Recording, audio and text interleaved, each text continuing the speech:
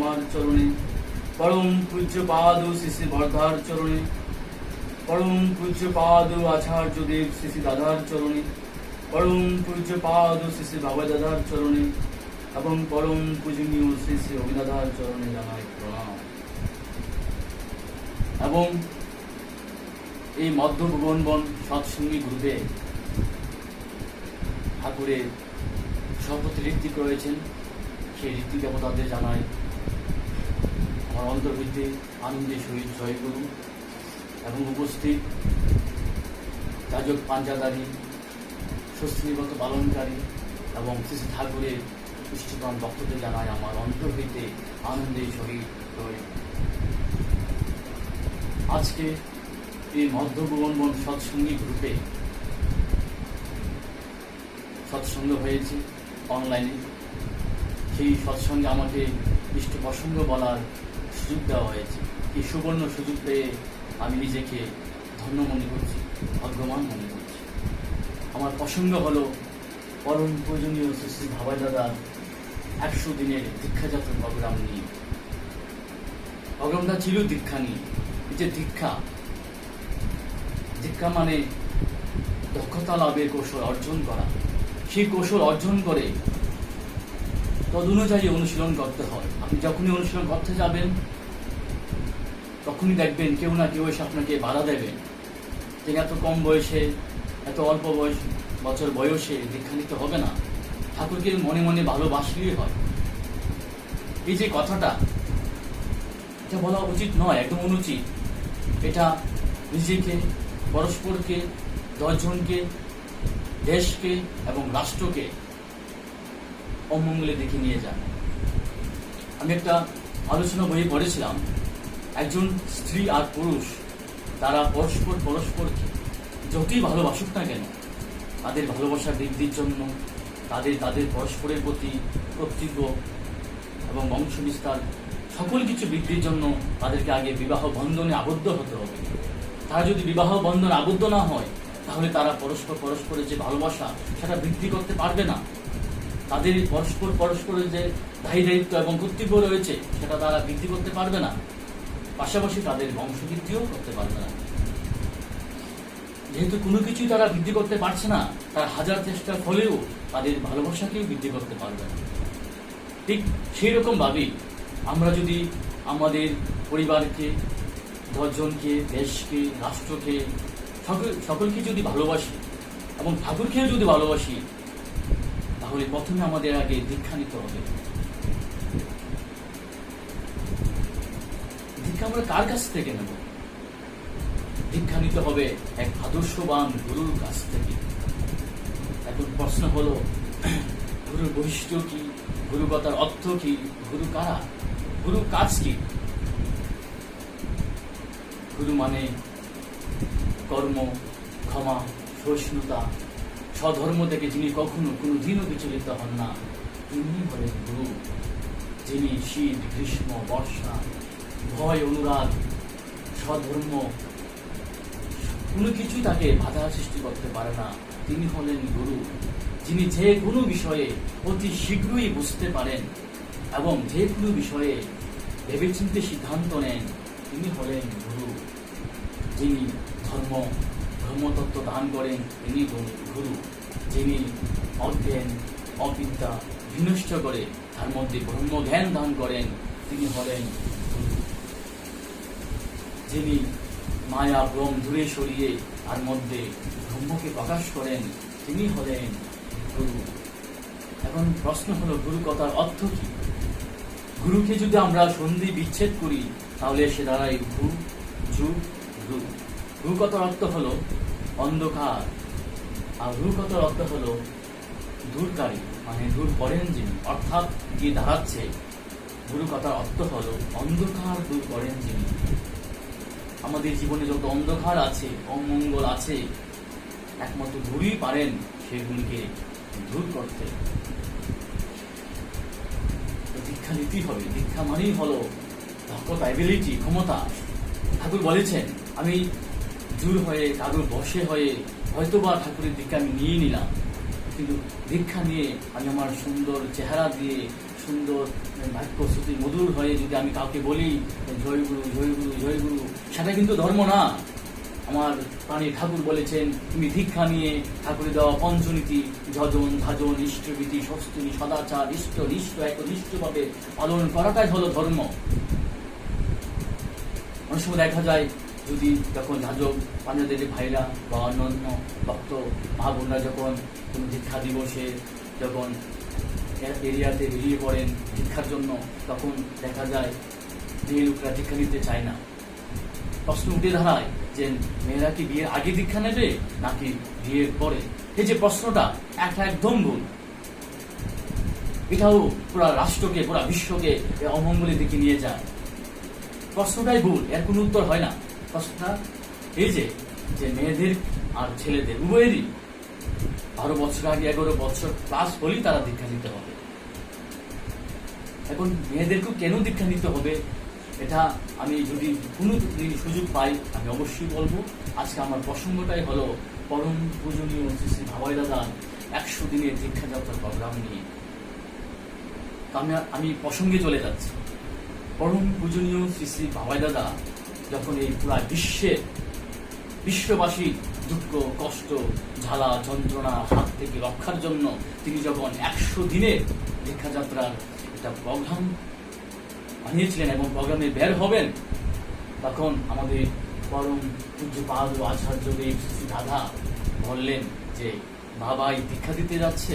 আমি তো বলবো তিনিই যাচ্ছেন। যে তিনি বলতে কাকে বলছেন, কাকে বুঝাচ্ছেন? তিনি বলতে আমাদের পরম বৈশিষ্ট্য বলে অপরিয়মান ভ্যাত্তা পুরুষ পরম পুরুষোত্তম পরম প্রেমময় শ্রী ঠাকুর অনুকূল চন্দ্রের কথা বলছেন। আমাদের ঠাকুর বলেছেন আমার এই লীলা 10,000 বৎসর পর্যন্ত চলতেই থাকবে। ওনার কথার যে সত্যতা এবং প্রমাণ পরম পূজনীয় শ্রী শ্রী ভাবাই দাদার এই 100 দিনের দীক্ষাযাত্রার প্রোগ্রামের মধ্য দিয়ে আমরা তার সত্যতা পরিস্পষ্টভাবে ফুটে উঠেছে। মানে এটা সত্য, তার লীলা এখনো চলছে, 10,000 বছর পর্যন্ত চলতেই থাকবে।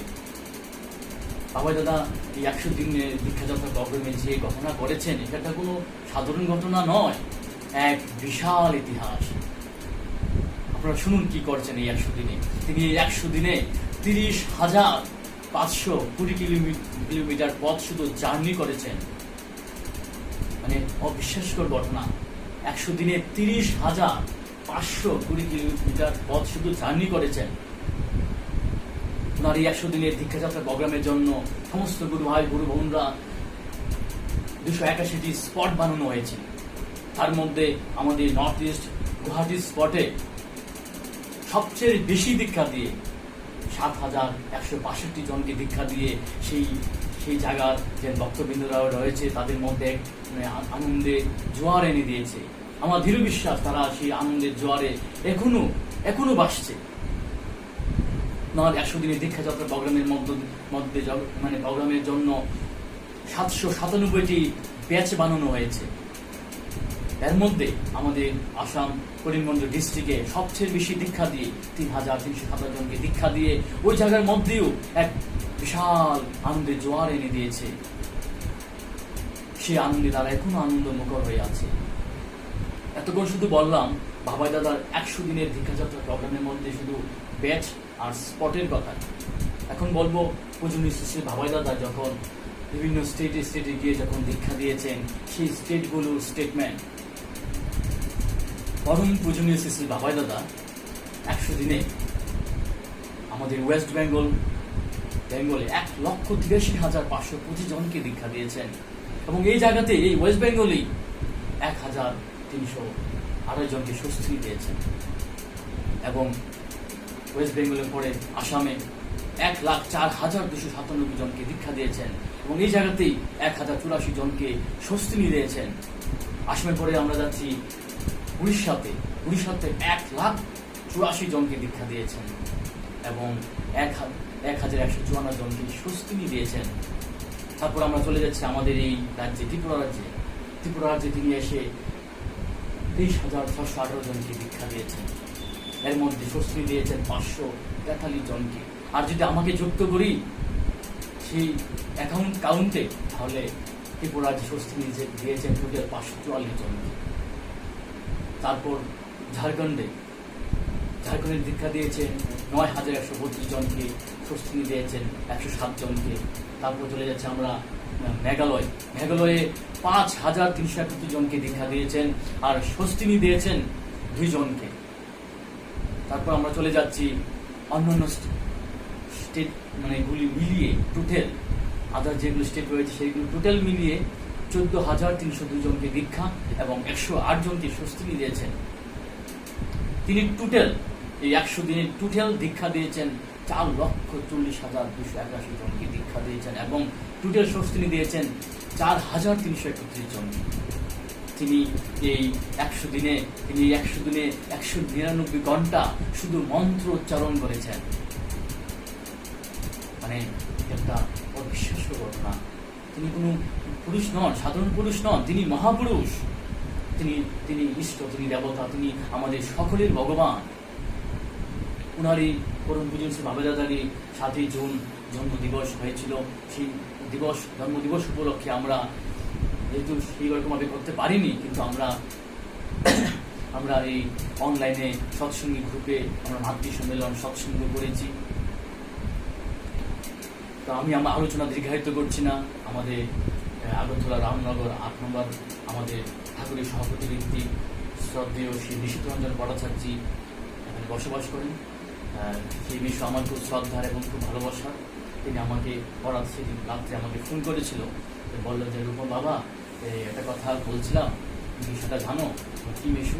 বললেন যে এই আমাদের পূজ্যপাদ আচার্য দাদা বললেন যে সৎসঙ্গ কিভাবে করতে হয়, কিছু নির্দেশ দিয়েছেন, তাতে তুমি কি জানো? আমি বললাম, তখন ইতস্তত করছি, জানি কি জানি না।